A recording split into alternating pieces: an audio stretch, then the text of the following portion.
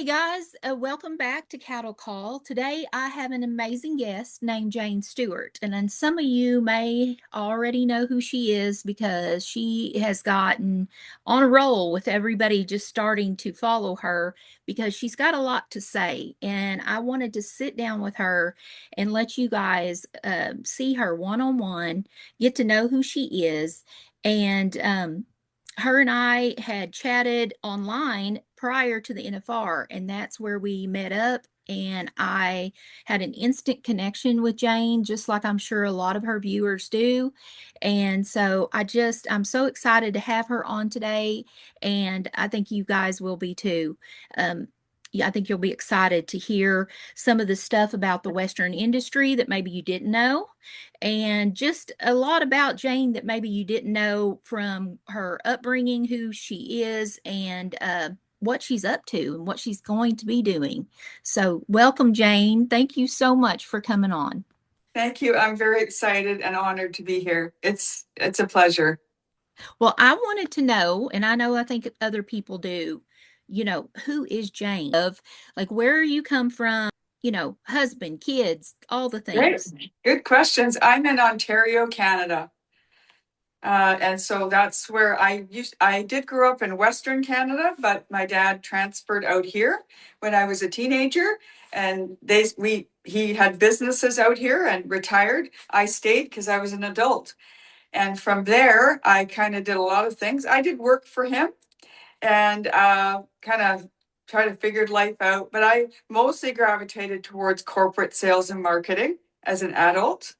And so I kind of did a lot of things and met a man, got divorced and remarried. But I'd always been working. I really got that sense of work ethic from my father. And I always loved doing Mhm. that for myself.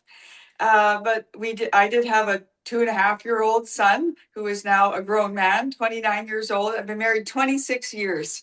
Awesome. Yeah, Yep. a very long time, long enough to know that it takes a lot of compromise to get where you're going. But he is born and raised a farmer and a rancher. So that's his brothers. There's three of them. They all farm together. And it's been quite a beautiful, as farming is, it's salt of the earth life, Yes. and ups and downs, but truly is an amazing thing to witness when three people who are brothers get along and figure it out as they go. So Yeah. yeah, that's really who I am, Jane Stewart. From Ontario, Canada, married 26 years, and one son. He's married now. So yeah, I mean, along the way, I eventually gravitated towards corporate life and working there for 20 years. Wow. So you know the marketing side of a lot of things from I do. back in the Did. day. Yeah, I do. Branding, marketing, sales. My father was like in his business that he owned with partners was in sales too, and it was a good example of selling with integrity. So I Mhm. did that as well with natural ease and he showed me that getting to know people was the way to build relationships. And the Absolutely. next step was trust, right? And then Yeah. yeah, in corporate, I saw a lot of branding and marketing. And, I didn't think I was learning very much at the time, probably because I was so busy and overwhelmed with, life and running my son all over for hockey and being the CEO behind a farmer who is understandably very busy. So I have learned that I now know I trust what I know, and it has been very instrumental in how I navigate my new career. So Yeah. Yes. yeah, So I think life always prepares us. We don't know why we're going through what we're going through or learning what we have to learn early on, but it starts to make sense as you grow older. You're it like, oh, does. okay, this is Yes, why I needed to know this. This is why I need to be tough in this. This is why, yeah, you yes, start to very figure out much. the why. Yeah. Absolutely, it's all meant for me. So you always had a love for fashion since I you've been younger and things like that? I have had a love for fashion. So I grew up with childhood trauma, and like from the age 8, my whole life shifted. And so I did love fashion. Even as a young child, I loved t-shirts and graphic t-shirts, but I lost that in the depth of the childhood trauma. So a lot that who I was diminished. It didn't go away, but it went quiet. Mhm. So it wasn't until the last 4 years my parents passed away, and they had a beautiful life. But after my mother died, who died last, I knew right away. I came home the day after her passing away, and I thought something was deeply wrong. I was more than depressed, and so I didn't know what it was, but I sure as heck knew that I should get therapy right away, because the grief was overwhelming with two parents, and who am I now without them? And Right. so to answer the question, have I always loved fashion? Yes, but boy, when I was in therapy, I had a question from the therapist. She said, "What were you like when you were 16?" And I was like, I paused and I said, well, I had a part-time job. I took that whole paycheck. I bought Coca-Cola. I love cheese and crackers with my own money. And I bought Vogue magazines. And we had a store that carried international Vogue. So they were very thick. So I bought those by the droves. Most of my paycheck, I would take it down to my bedroom and I would comb. So I'm telling her this memory that came back to me after Yeah. I'd forgotten it. I was like, and I studied the fabric, the buttons, the photography. It was probably, looking back, therapeutic under childhood trauma. That was my way of soothing myself. Yeah. So I said to her, "Oh my gosh, I love fashion," and it woke that up. I thought, this is how I'm gonna share my story on Instagram through fashion. Yeah. So it was a long time for me to light up over fashion, essentially just in the last 4 years, Yeah. to Well, going back to that. I can definitely tell that you are somebody that kind of gets who you are and gets like fashion, how to put things together and things like that. That's just kind of the foundation I see in you already. I think that's why people draw to you when you're talking about fashion magazines. That is so much. I'm like, that was me.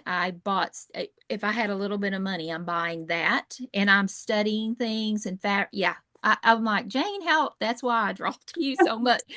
I feel like when you're going through trauma at any age, but especially as a child, because I think that's the time that the lights start to go on, the imagination, you start to figure out who you are.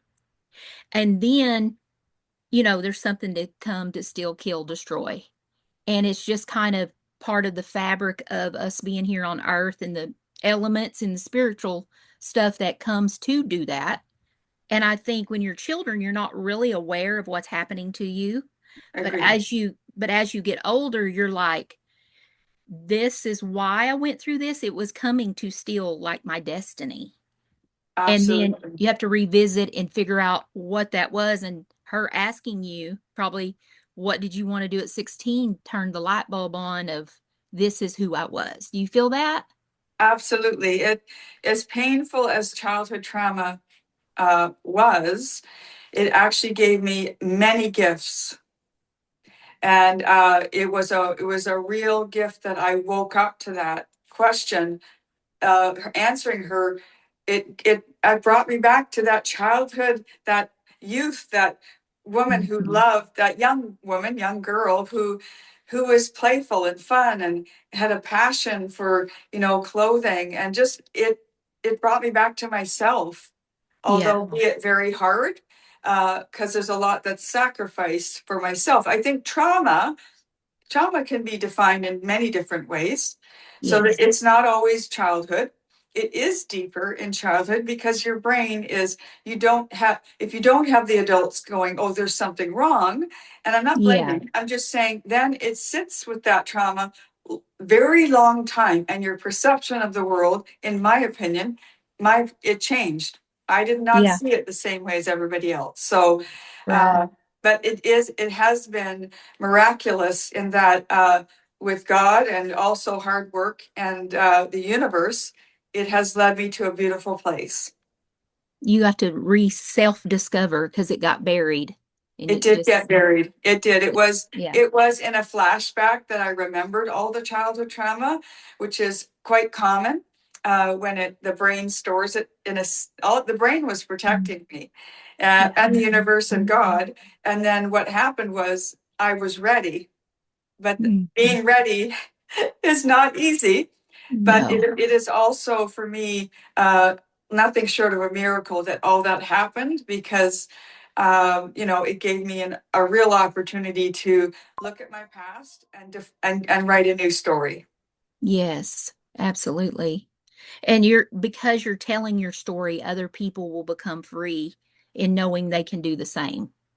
And I I think believe so. Yes, that's why they draw to you so much, I think. And you are, the more transparent you become, the more raw that you have shown yourself, the more people are drawing to that.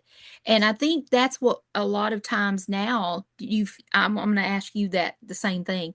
Do you feel in the space that we are, social media, having to navigate that, do you feel like authenticity is going to be the winner at the end of the day? Being somewhat raw, you don't have to share everything, but sharing things that other people go, I relate to that, I understand that.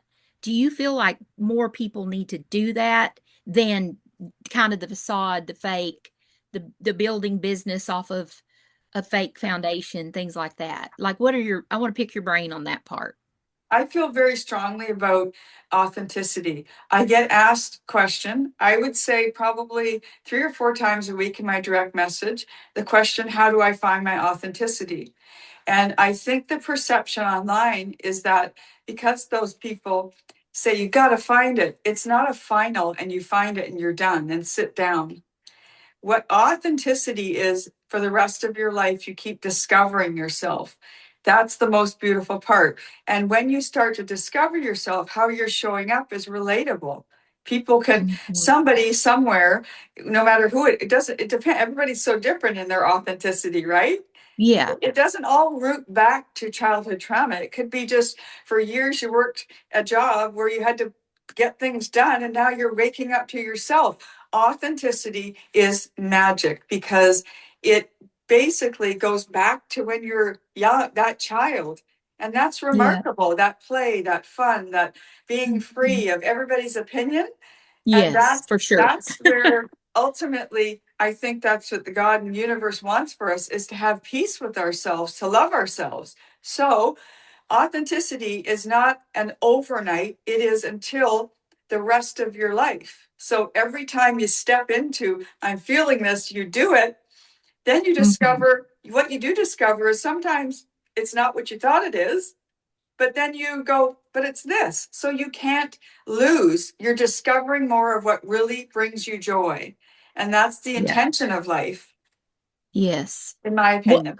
what other questions do you get in a DM? Do you like you feel like are repetitive other than that? Like how do you find the authenticity? What else do you feel people are asking you?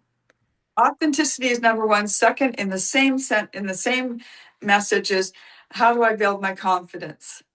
So It's those all merged. it is merged, Yeah, but I yeah. do understand because prior to me, understand, I would have asked the same question. I think what's beautiful is the women that are messaging or face to face are getting curious, and curiosity is beautiful because that's Mhm. also childlike. When you're a Yes. child, you're free. You're not worrying. You're curious, and so the curiosity is already. They don't necessarily see it, but it is already saying yes to something Hmm. because they're starting to wake up. So all that becomes about the confidence is about, and I'm asked how I found it, I'm still discovering it. So Hmm. again, it's the same as authenticity. My last breath, I'll high five myself and head to heaven.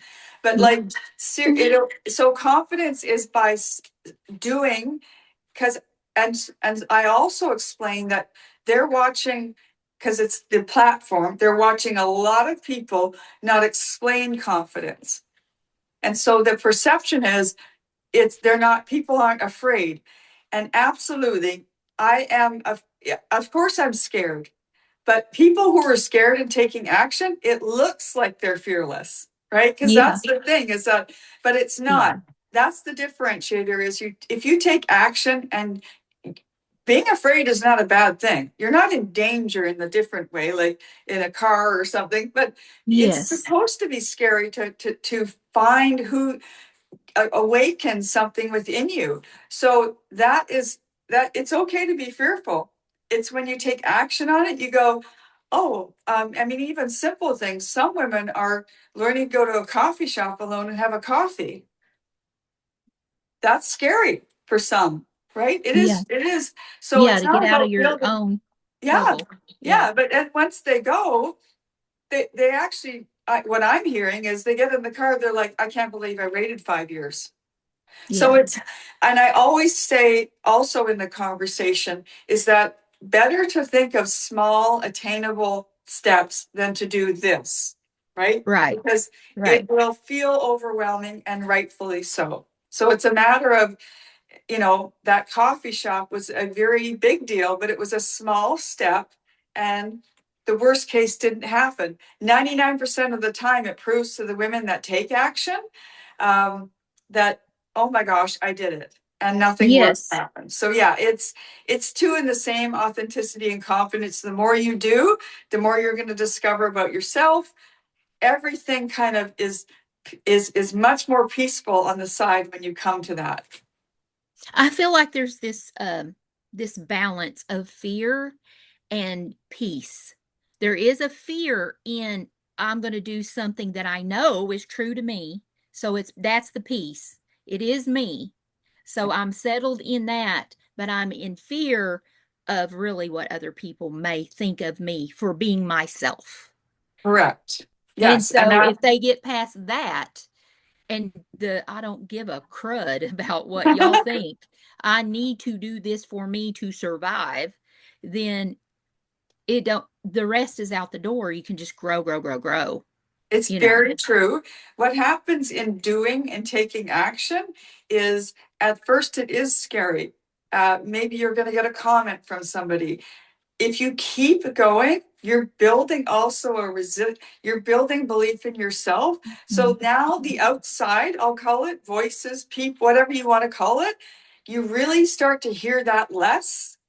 But Yeah. there is hard parts because this is all new. It's like you're just, it's supposed to be like scary. And yes, you are going to feel, oh, my cousin said that, but if Mm. you keep going, that you build resistance and a belief in yourself that truly you're not going to carry everybody's opinion. Right. It And so does. sometimes it's the ones that's the closest to you that doesn't support you or your local towns, but outside of that, people embrace who you are. I believe so. I Yeah. have experienced the small town or people closest to me. And I think, again, I always practice grace and empathy first, because some of the women are telling me, this is new to their family too. So, in Hmm. fairness, I always say if it's new to the family, they're not necessarily mad at you or angry. They also knew you one way for 10 or 20 years. Right. That's So, right. That is true. there's a transition period where they're going to need you to fill in the gaps. Hey, this is important to me. Communication. Now, after that, if there's resistance, then what it does show you is you're building a real belief in yourself. It builds the confidence around setting boundaries. It also Hmm. builds around that you can empathize. You can just put it over there. Uncle Henry or whatever is it's okay. You can still say Hmm. hi, but you're not going to carry the weight of it if you build that resilience of you are doing it's all from a heart-centered place. So Yeah. that really it's mostly about people.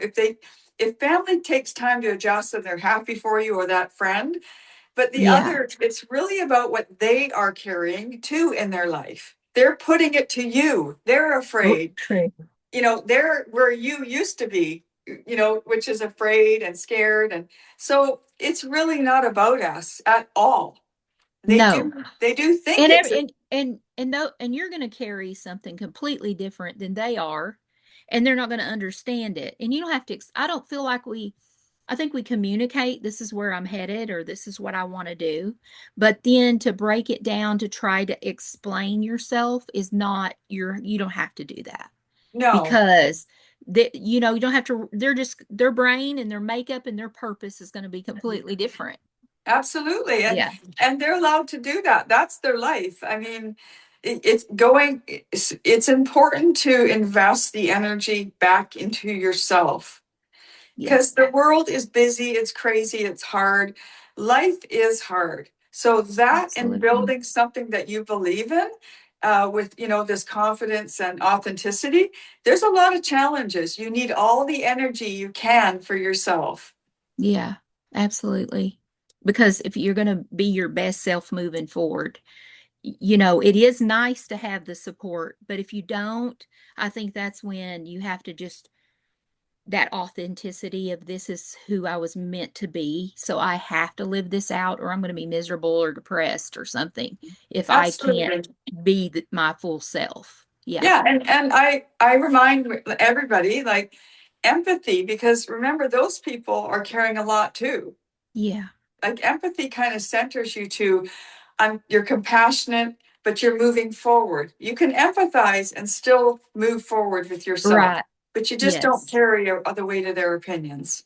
That's right. Working with brands, and we'll shift a little bit. When you're working with brands, do you feel like, I mean, this is a lot, we're going to talk about a lot right now that's going to kind of, I guess, inform a lot of people on stuff that if they ever think about walking into any kind of world, but the Western industry or any type of industry when it comes to working with brands in general, what have you experienced with maybe some bigger brands that you have reached out to actually early on? Now you're growing and you're getting, you're gaining momentum, and probably some of those are turning their heads back at you. But when you're first starting and you've reached out and said, I love what you have, and I would love to, market you or whatever, what have you experienced? What doors have you maybe tried to walk through and been shut? And what does those shut doors look like? Lived experience. I've had to learn that not everybody carries themselves with the level of professionalism that I do, and integrity. So I'm an entrepreneur. When you boil it down, I am building myself. So that's a business. And Yes. so that, but I carry that with integrity and communication, but not everybody is showing up that way. That's what I've learned. So what I mean is, my very first experience with a big fat Western brand, was actually, they reached out to me. And so they were enthusiastic about my work. This is quite early on. And I actually love the brand. They have an incredible heritage story. Like, it's beautiful. So I was enthusiastic and naive in Mm-hmm. some sense. So we had a Zoom call. And in that Zoom call, what was discussed is my good work, what they could offer me as far as clothing and hat, and they were enthusiastic. They asked me for some deliverables, which I said yes to. And that meeting was probably almost 45 minutes.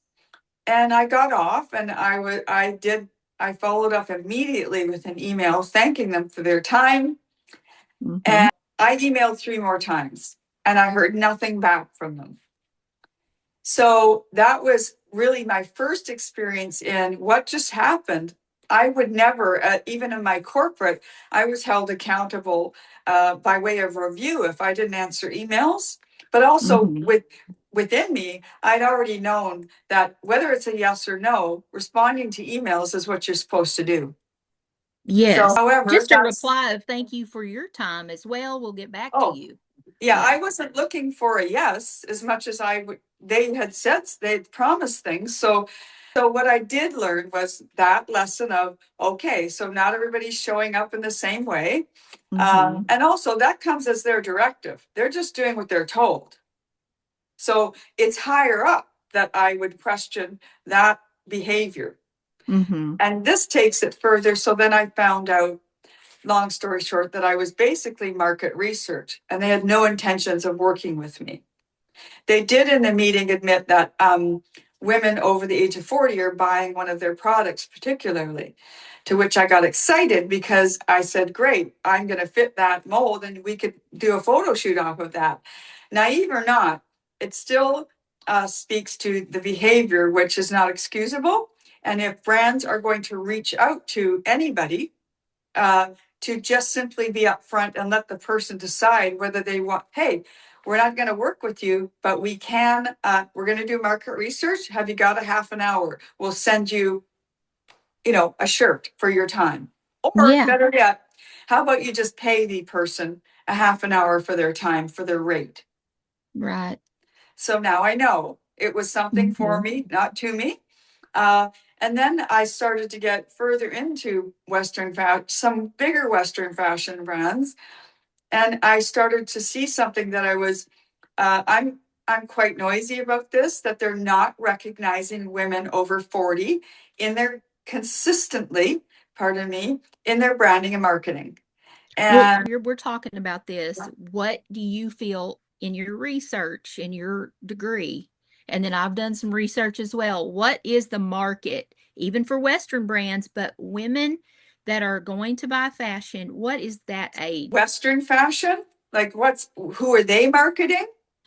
Yeah, Well, they are, in my opinion, this is my opinion, all I see is under 25. but who buys the product though? Who has the loot? Who has Well, the money to actually the buy the parent, product? if it's Yeah, that age group, it's the parent that's, because that's fine. We all do it with our kids. But truthfully, the disposable income comes at 40 and over, and 50 and mhm. over, and 60.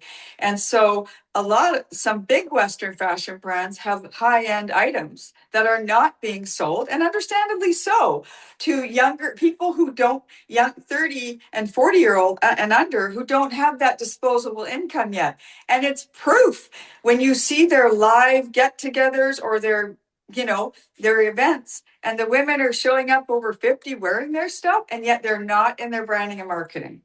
So, Yes. so my thing is that what I started to observe was the mystery. It's a mystery to me. I remain curious and open, but I do kind of get my corporate me of like, this is nonsense. So I start to I'm always taking this as learning and growing and experience. And what I do with it is really important. And so I speak into this quite a bit. And I've often said what I observe is, for the life of me, and also really 00 models. Why? Yeah, Why? to Even me the that's out Yeah, anymore. Even it on is. even on a runway, I understand sample sizes, but to be honest, nowadays it's every size, even on every market level. It But is. but Yeah, it's a to mystery. me, the almost like age discrimination is Well, really what I see. We say all this, and I don't want a new word for it, but I'm seeing it because I'm 50 plus now, and I am like in that place of I modeled years ago. So now I'm in a place like revisiting that myself and going, I would like to maybe work with this person or that, but then they don't see 50 plus is almost like, ooh, like you're too old. You know what I'm saying? To market or anybody to buy anything from you. But do you understand that there's 50 plus age women out there that do want to buy? They're still living well, and they're they do going to want to buy it buy. anyways. The Yeah, thing is, yes, what I observe is it's a mystery to me that some, I shouldn't say all, some Western fashion brands do not hire a professional 50-year-old, like I'm talking in their branding, marketing websites, on their socials. Why they're not blending in on a regular basis? It will not diminish the sales. So again, absolutely not. it tells me about their culture and their Mhm. thinking. And also, um, it's just ridiculous. It's age discrimination. I understand, like, it is mystery to me. Some of these brands are women led, women owned. So what happens when they're sitting across the table and they age and the people across from them are coming with their statistics? And by the way, not everything is about paper. That's well known in the corporate world. Mm-hmm. So the thing is what's going to happen when that young person says, well, we can't do that. They're aging out. That means they're telling their boss they're aged out. Yeah. It's Because gonna, that was a big thing in the modeling world. Once you hit, a certain size or a certain age, early 20s, you could be you're done. You're washed up, you're going to have to find a new job. And that is what I think the psyche of over repetitive history and getting that just out in the in the atmosphere, people start to then gravitate and believe it. And I feel like yourself, and that's what I want to do as well. And then but seeing you and connecting with you, I'm like, you're breaking the mold. That's what I want to do. I want all of us that are our age to break that mold and that mindset that our age is over with. It's not. We still have to wear clothes. We still have to put on the skincare. We still have to wear the shoes, the hats, drive the cars, whatever. Um, so why not market to those that are able to buy that brand? That it's just blows my mind. it's a mystery. I sometimes it might be greed. It might be also at a corporate level. Corporations, people tend to play safe and tell their boss yes. And having the skill to present to your superiors or your boss the idea of this, new approach could be scary to somebody. But it's a mystery to me. I want to, for me, I am also reaching back to the women who are younger, who follow me, by the way. A large majority are 30, 40, because they want the 30, 40-year-old generation has what we have now. They're waking up to it early. They're starting to Mm-hmm. go, Uh, uh-oh, yes. yeah. So we are an example, and you're right. I may not, I believe I'm an example. I'm doing my best. I may not have the same opportunities, but I'm doing it for them. You're pioneering. You're Yeah. pioneering And something. among I other mean that women, I but feel yeah, that. yeah, Yeah. yourself. There's so many of us. I'm not the only one, but when it comes to Western fashion, I think Western fashion world is a little behind, is a lot behind. Um, and so again, I don't know who's going to decide to do it first. Not sure. The smaller to medium brands are really open. It's not carrying it the same. They're carrying a lot of pressure to build their business, but that's the Hmm. one thing that they're open to, which is, bring all the ages. You know, Right. I noticed your tie, dirty Mojave, yeah, leather. yes, I love yeah. her. So this is classic rock couture. Now this is 70s inspired clothing, but women led, women owned. So Yes. classic rock couture out of California, jackets are made in, all of the clothing is manufactured in the US. The big thing about classic rock couture is she offers all sizes, plus sizes. Mm-hmm. All of her models are all different walks of life, age, everything. It's a mixed bag. It's a beautiful thing. Now, she may not, but a lot of Western people mix the 70s with, and so Yeah. yes, dirty Mojave leather absolutely she's incredible. She works with all types of, Yes. models, influencers, and thinks nothing of it. She understands the No. value. So yeah, again, women that are building small to medium have a lot of they're not concerned about it at all. Smaller to medium sized brands and women owned and women that are our age that are running those Yes, understand the three generations together, the young, the middle aged, and then the growing older gracefully. I say we're vintage, and vintage is in, so why not? that's But right. we're vintage cowgirls. I just feel like that was a breath of fresh air to work with her on a dirty Mojave. And I was introduced to her through you because I seen it on you and I was like, this is stunning. But I love that women are doing that and they're seeing it on the other side in the brand world as well, the need as well. Yeah, I do. They do recognize it. Small to medium-sized businesses do. And your collaborations are a little bit different because, of course, they're building, right? Yeah. And so there's that balance and what you decide how you collaborate together. And I think we need to do another thing at some point, breaking down what that looks like, because that's a whole other segment in itself. Yeah, Breaking down what you're worth, if you're starting out, if you've been in it a while, what your worth is, but you're actually getting paid for your time because it's a lot of time. And I noticed with your content, it looks like you have quite a bit of like, it's simple, it's to the point, but you have quite a setup. And so I want to ask you, what is the day in your life look like when you're setting up for a shoot? And also on the back end of that, have you noticed that other people are mimicking word for word and everything that you're doing? And then how does that make you feel? So basically, three questions in one. that's Go ahead. good. Okay, you can guide me if I forget. Okay, okay, But okay. so the day in the life for me, my collaborations depend on what we've agreed to. Sometimes as they get shipped to me, that's how I kind of prioritize it, right? Because Yeah, then it's first, second. Again, it's very different. So that I already know. I used to when I started out because I'm from corporate and I wanted discipline around it. I used to have a calendar I visualized what it was. I wrote out where I was going, which farm, which barn. Uh, I did that to give myself more less overwhelm and to stay on track. yeah, So yes. now I don't need that anymore. I naturally know what I can. I have a very creative mind. And so I know I have a story that I've already created because I already am in love with the brand. I know their backstory. I love their story inside out.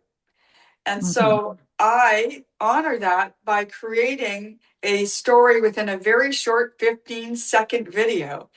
And they also, the most of the brands allow me creative freedom, which I honor and I appreciate.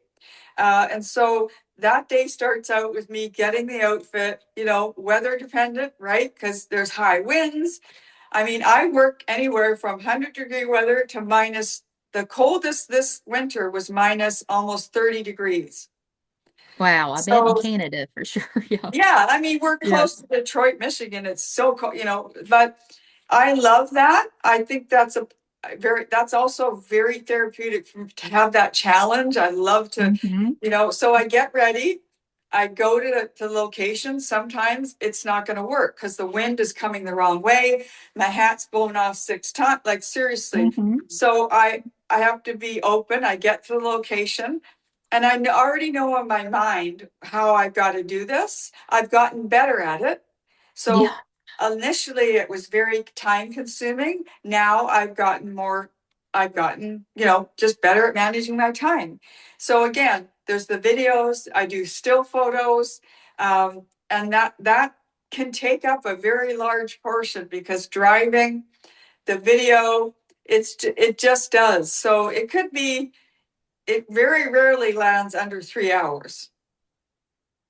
And that's Uh, the work for it is the yourself. work. That's why you're the entrepreneur, like you said. Absolutely, It and I takes and work. I and I take on it is work, and so by definition, the entrepreneur should be, eventually paid as he or she grows, Mhm. and that's really something that grows. But yeah, that's the day of the life, and in between that, typically, and I use everything on my phone because I don't want to come home I want to make Right. everything. So I use my phone for all the photos and videos. And no, I don't have a photographer or videographer. That's a big Hmm. question. But I do it all on my phone and I can get it done.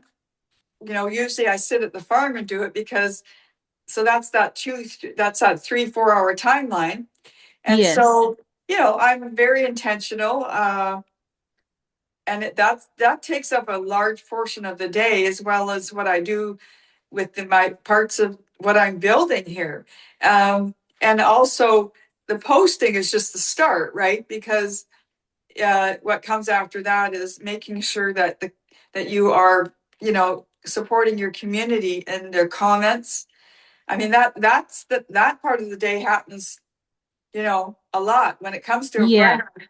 So that's what needs to be well, good brands understand that it just doesn't stop at the video.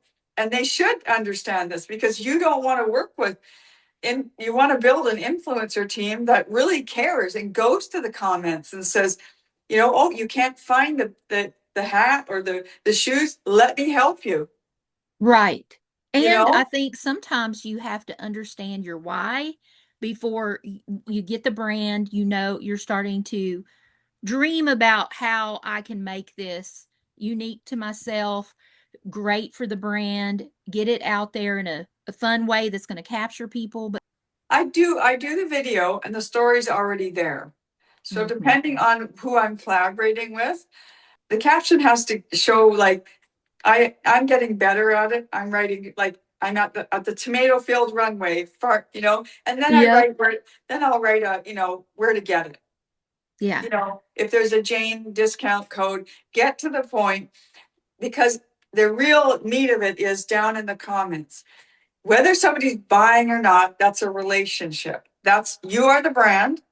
You have to honor that person that says, I love the outfit. Where'd you get it? Oh my gosh, it looks like nice weather. It's not always about the clothing because Right. people show up sometimes because either I'm inspirational or I'm wearing the clothing, but either way, it's nurturing and it's building trust, which is important. And you, Mhm. and it, it's a touch point for the brand. It's another touch point because it takes 11 touch points for somebody to buy. So all of that is more touch points and getting their voice and Yeah. going, yeah, I might buy it. So, Yeah. but it's by way of authenticity. I never work with a brand that I don't love. I don't take a deal or a work with collaboration unless I love the product. I think that shows too. I Yeah, always feel like you really love what you're I in do. and Yeah. showcasing. Yeah. Ask you this. Let me Yeah. ask you this. On the end of that, because I've noticed it myself. I'm sure you've noticed it, and I think other people have noticed it. I've had somebody even mention it to me about they've noticed it of what's happening to you. People, word for word, video from start to finish, mimicking you identically. How does that make you feel? I know, what is it, the best form of flattery is, people to copy and things like that. And you do inspire because you are inspiring, That's that's in your name, inspired with Jane. What could you say to people who are doing that? Why, how does it make you feel? And then what could you say to them in okay. that? Well, I know we've had discussions with this face to face. And so initially it stings. And another part of me, then I go, okay, so that's the problem. Because it's really up to me to find the solution. What I do with that feeling is important. Uh, so I think we all are inspired by so many things in this Oh world, yeah. and that's important. Now there's inspiration and then there's copying. Yeah. So I think when it comes to big brands that come in and just watch, it's a mystery to me. I use that word. They have hired marketing, branding, photographers, videographers who get paid an exorbitant amount of money or good wages to be inspirational within themselves and not copy. Right. So that's a mystery to me. But I also empathize with the company that is just copying. Like, it's not original. You can't copy an original at all. The brand is showing me exactly what they're really about culturally.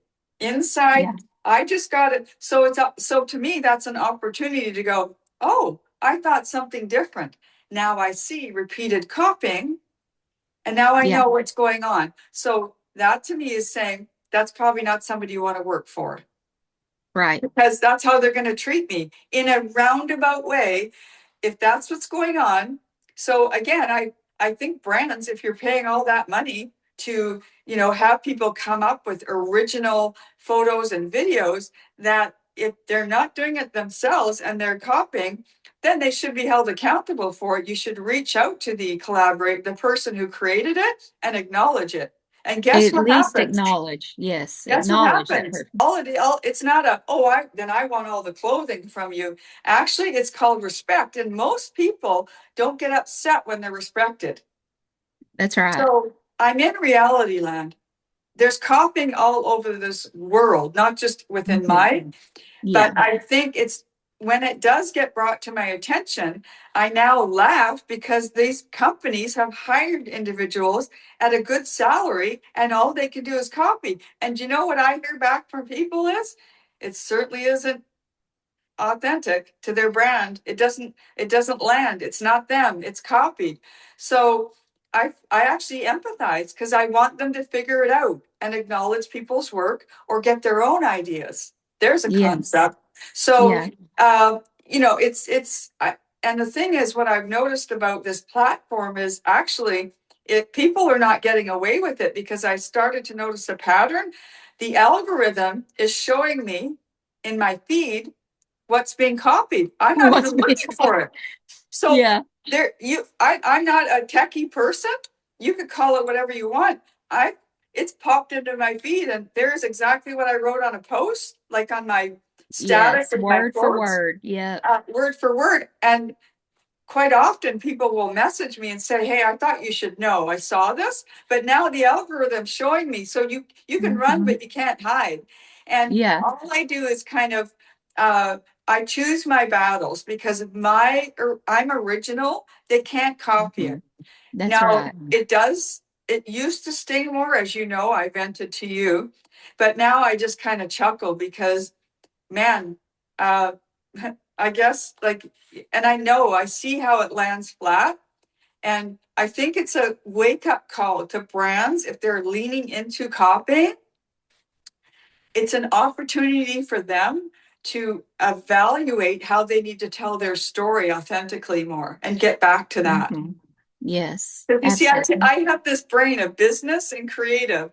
So and also I feel, but I have to take it to solutions. And that's where I go with it. Every single time I see it, I go, oh, okay. Now, I have seen people outside of fashion blatantly copy me. And so it's the same. What they reveal is that they actually, and then I go in and I study them because I'm curious, because it's good to be Hmm. curious. Yeah. And then I realized that they're not, if over and over, they're not authentic yet.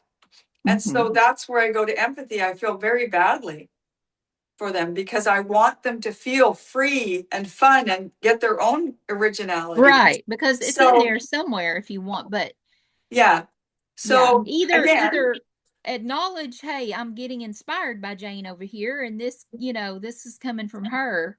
But what blew my mind even recently, Jane, is that someone was going to be making money in the future of creating a photo shoot that is play by play of how your photo shoots yeah, look. It's just very obvious it's you, yes, down to the clothing, a barn, a red yes, carpet. yeah, Just, it was like, what? And, but they're charging other people to do that photo shoot. And I was like, that kind of gave me a bitterness in my heart about it's copying, but now you're making money off of it. And then you give yeah, Jane no correct. accolades for it, Correct. Again, Yeah. I do agree with you because we've had discussion about this particular circumstance. And yes, it ticked me off.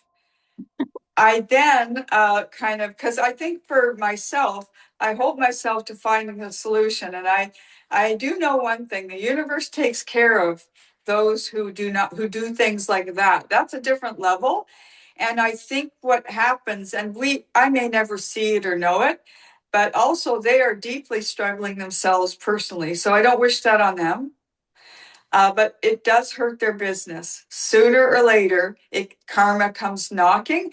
So I hand that to the universe, and I know that the universe, every time I've done that, it's given me something back that is just a Yeah, confirmation that my energy deserves to be focused on what I can control, because I could go after a person like that, but the reality is that, it becomes a distraction. I yeah, mean, and I know also, yeah, it yeah. can piss you off, and you're like, oh, but if you can't sit in it long, because it's just going to distract you from what your real work needs to be.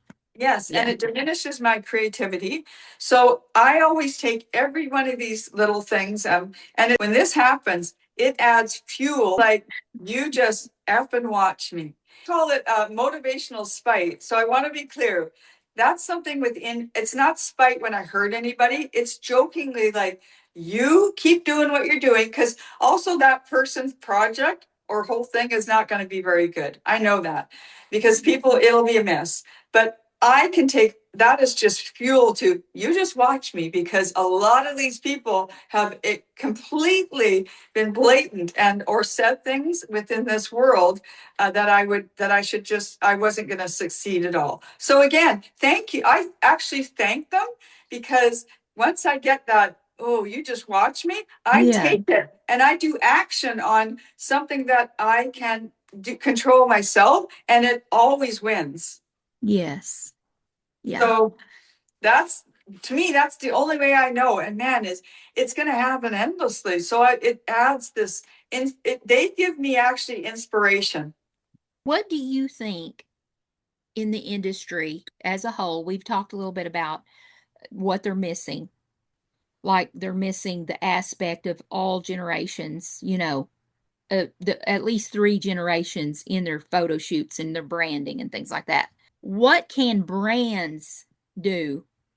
What advice would you give brands to do differently? If it comes to a large Western fashion brand, I would, the marketing branding comes into play here.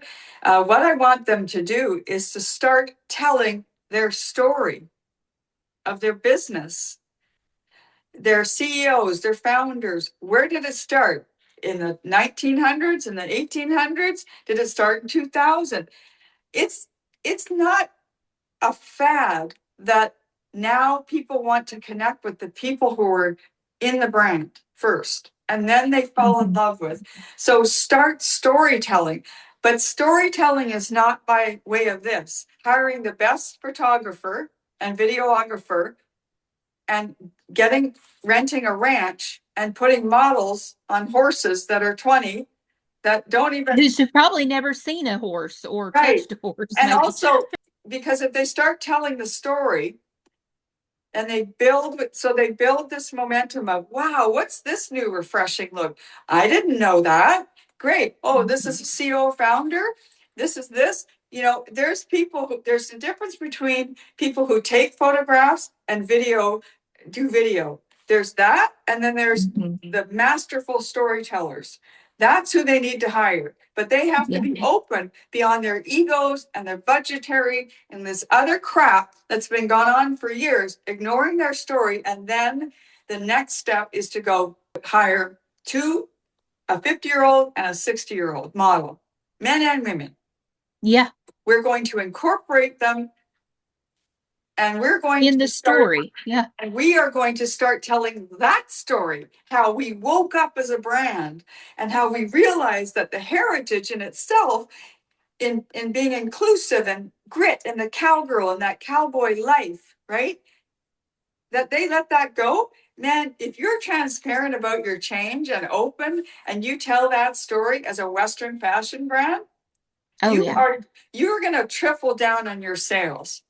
Because people love that backstory, especially country folks. They And like the backstory and they get behind a brand and just yeah, people in general when that story is unfolded. yeah, Yeah. and yeah, that's it. So that's how I think is kind of like, it's a bigger, it's not just about, it would evolve to them saying, okay, so we can do this and continuously carry then these four models, male and female, and you can tell their story, and also reach out to ag women, like get people involved that actually, it doesn't have to be everybody that owns a horse. And then looping in the human part. So you told your story. Now you're going to go and you're going to get on the road and you're going to hire a team that interviews women of all walks of life and especially over the age of 40. The point is it's storytelling. Yeah. Okay. You don't have to have actors and actresses. The You're storytelling aspect is the way it's going. The Western fashion community brand, they are light years behind with other fashion brands. yeah. You get a role on that, the series evolves to families, but you can it has like a waterfall effect because I think a lot of the brands are painting in black and white, and they need to start painting in color. yeah, it's boring. It's Yeah. boring as hell. Yeah. Okay, it's other than I mean, there's some fashion brands that have well-known singers and actresses involved. I'm not saying that component of their branding is boring. It's very well done, but that's a different story. It's And not. progressed in the even in the last few years, because only a few brands were using your PBR and your barrel racers, and all the people even in rodeo wasn't Right. even doing that. And then people started saying, why are we using people that don't even aren't part of this world? And then the brand started to listen and started to do that. So I've seen that in the last 3 years at least. Yes, I have So too. I'm so I'm I happy think for it. this next phase would be wonderful if brands would understand that the storytelling is all generations. It's And it's all not a everybody. fad. It's No. not a fad. I can understand how some things are very fad related and a trend. This isn't a trend. This is how the world is tired of it's fake. Yeah. Now, by the grace of people rebelling against everything AI generated, we want to come back to what's the story? How can I fall in love with this person, this brand? It is so doable that the and I what I don't understand is like they already are spending this money. So that's not an Yeah. excuse. But what I don't understand is the inability to look down and go, wow, we're going to triple our sales. Ding, ding, ding, because that's what they have to answer to is shareholders. And so it's a Yeah. mystery. I think somebody will do it. And I just see there's a big disconnect in their storytelling. And it will, Yeah. but again, it needs to graduate. They got to get with the times and get the models. And I do want to see Western fashion brands. Uh, there are some, but the bigger ones, they have to have plus sizes. And Yeah. it's, something for all, which is so Yeah. a range of sizes, because I do have women comment that to me.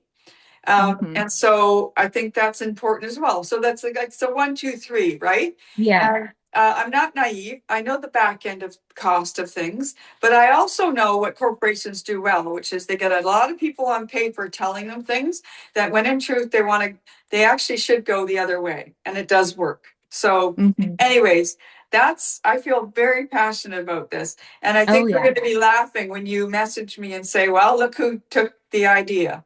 Yeah. I think so too. What do you have coming up? I know you have the UnBroken event in Calgary. Is it Yes. in Alberta? And I want you to tell about that really quickly. The UnBroken event evolved. A Canadian artist, we're both Canadian, had been following me. She reached out to me and said, hey, I love your story. I love your photos. I feel inspired. She does a lot of cowgirl painting. And she said, I'm inspired by your story. How I have a crazy idea. I want to do 5 original paintings based on you and the cowgirl spirit. And I want to put them to live auction. What do you think? And I thought, before I knew it, I said yes.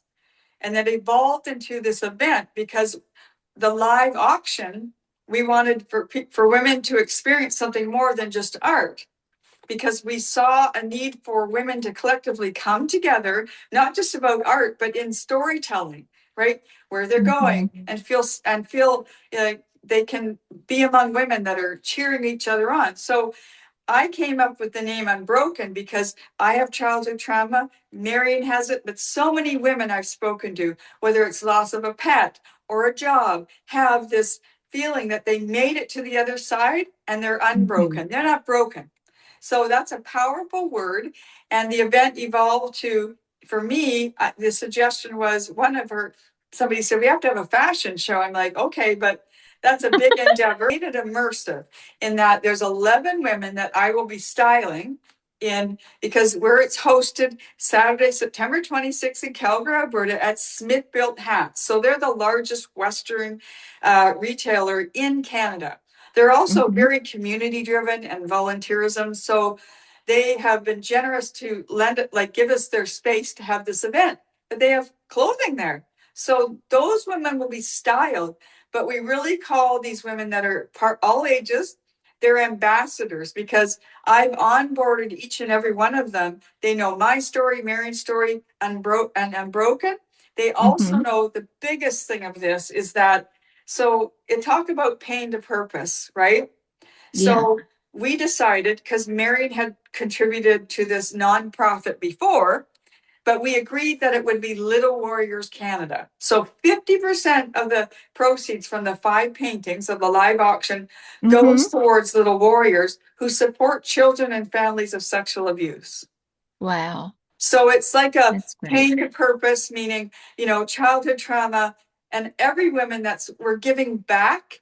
And so it's live art, it's fashion, it's an evening of appetizers, a great Western environment. There's people coming from like all over North America, I love it. Nashville, California, Florida. It's quite an event. So, and again, it's just an event where women are knowing that they're coming together to hear each other's stories, right? Whether they're struggling Mhm. with business or not, or personal things. You want to walk in a room and go, "Holy shit, this is fabulous." And that's Yeah, what the evening is going to be. So I yeah, love it. yeah. So the models are immersed in the guests, and they can talk about the whole night and each and every aspect of it, and really support it just more than fashion. Yeah. So that's what it is in a nutshell. Did I answer everything? Yes, yes. I love that that shows who the heart of who you are, because it's not just about the outside and the pretties of a brand. It's about helping people within. I feel like Absolutely. that's the fullness of the flow of your message, and that's why I feel people draw to you so much. Where can people find you on social media? Because those that are watching or listening will be needing to know that, because they're like, where is this woman at? Instagram is where to find me, number one, and that's primarily where my biggest community is.